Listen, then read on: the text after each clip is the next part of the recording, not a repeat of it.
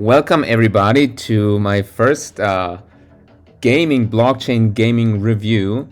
And I think there's going to be more of this coming this year because 2022 is all about gaming, blockchain gaming, NFTs, and probably all of the new AAA games coming out, they're going to go on the blockchain.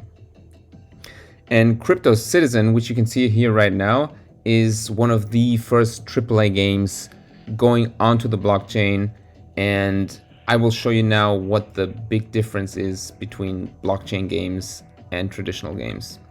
You might all know CyberPunk 2077, which I was really amazed by. Like if you saw the trailers a couple years back, it was amazing. I just wanted to live and thrive and be and spend my time in this world.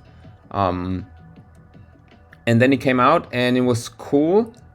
But I thought it's gonna be an MMO, like a mass multiplayer online game, where you can play with your friends, they can become your enemies, you can do co-ops, you can go on heists together, you can protect people, or you can become gangsters and you can rob people and assassinate people together, you know? Like, this is such an amazing kind of genre that I just wanted to play so bad.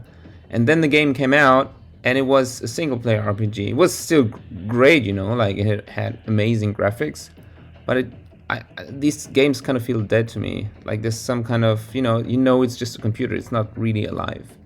And yeah, so I think CryptoCitizen can be the CyberPunk 2077 that never was, that game that I hoped it would be and that many people anticipated it to be. And now I will show you the big difference between blockchain games and traditional games. Here you have the 4 different categories that they have released so far. One is different games. 2 is syndicates. Let's have a look at those. For example, there is Corpo, which is seems to be like their evil bankers. Hack hunters, which seem to be like actual mafia. And Midnight, a bunch of crazy characters. They seem like the good guys. I want to be these guys. Now let me show you the real difference between blockchain games and traditional games, which is here. Here you can see that all of the bosses, all of the characters, you know, they are NFTs. All of the fighters that you can pick, all of your vehicles you can buy, you can upgrade all of your items, your weapons. You can actually resell them on the market.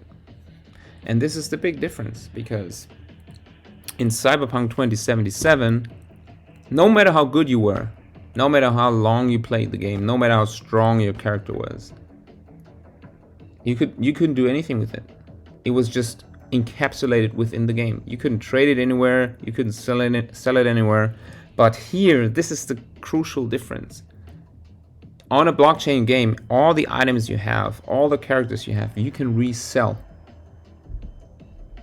on the market.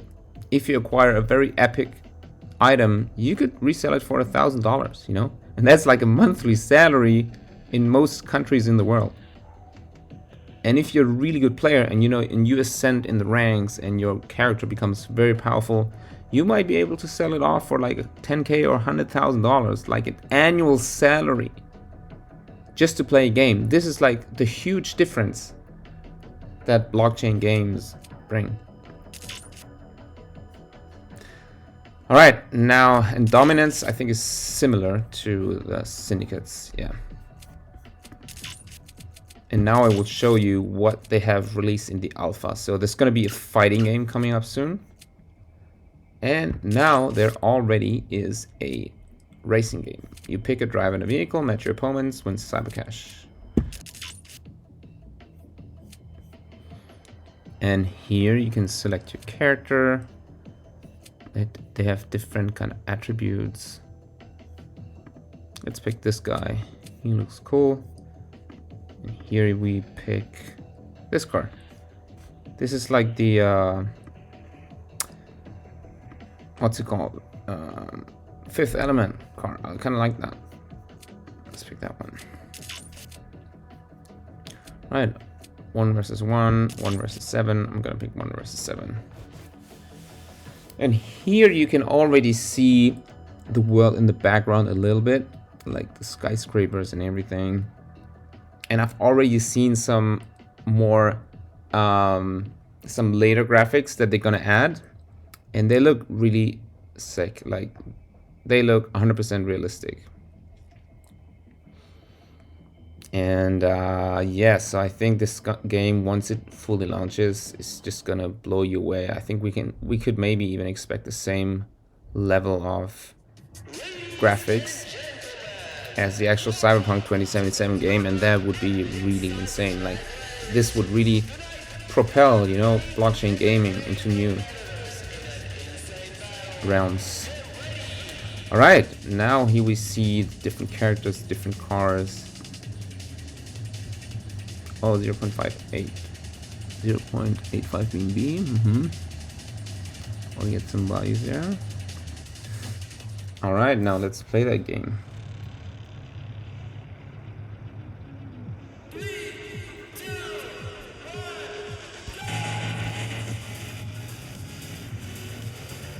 Missed the start. Oh, not a good shift. Perfect shift. Perfect shift. Let's go. Fourth one. I'm already overtaking some cars. Booyah! 5th place. Not too bad, eh?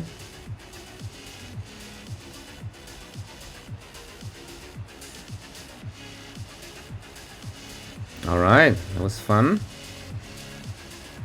So I kind of like what I see, and I'm looking forward to the fighting game and the full release coming out soon, and most likely later this month they will launch the token. So the IGO, the initial game offering, will launch.